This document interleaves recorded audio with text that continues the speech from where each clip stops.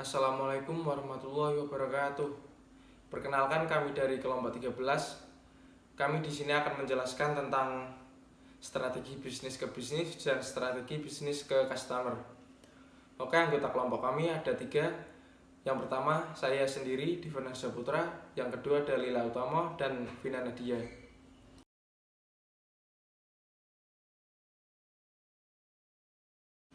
Jenis-jenis organisasi bisnis ke bisnis. Nah, salah satunya ada industrial marketing.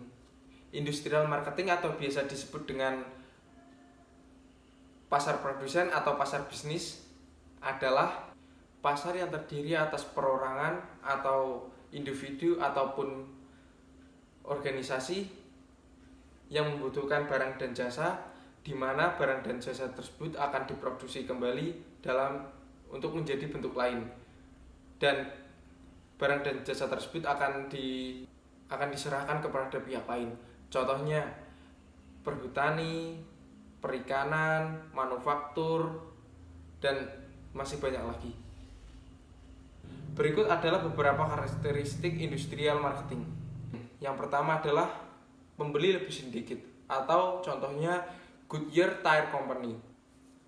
Yang kedua adalah membeli dengan skala yang lebih besar. Yang ketiga adalah permintaan turunan atau derivative demand. Yang keempat adalah permintaan inelastik. Kelima, hubungan pemasok dan pelanggan lebih erat. Yang keenam, pengaruh pembelian langsung yang lebih utama. Dan yang selanjutnya ada reseller market. Reseller market ini bisa dibilang sebagai tangan kedua. Kenapa ya?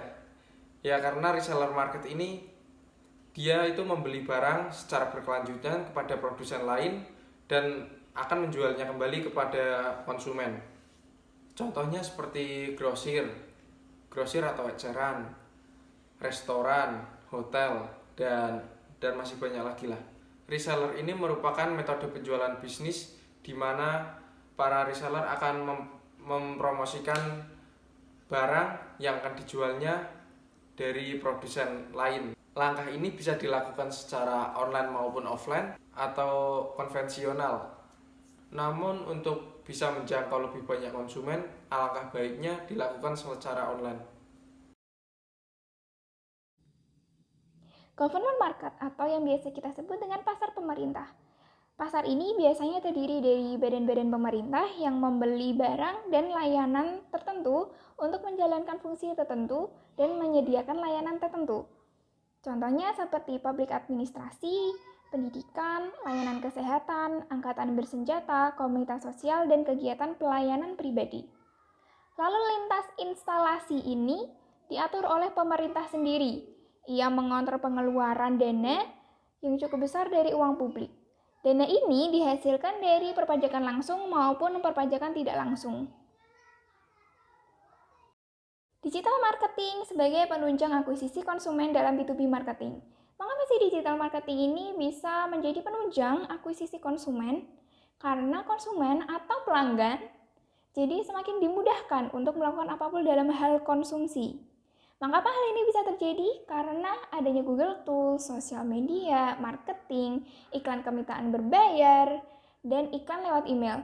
Jadi, customer akan lebih mudah mendapatkan informasi tentang barang atau layanan jasa yang diinginkannya dari hal-hal tersebut.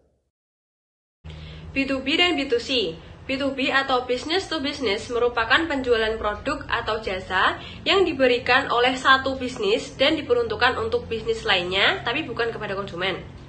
Dalam konteks komunikasi, bisnis ke bisnis mengacu pada metode di mana karyawan dari perusahaan yang berbeda dapat terhubung satu sama lain, seperti melalui media sosial.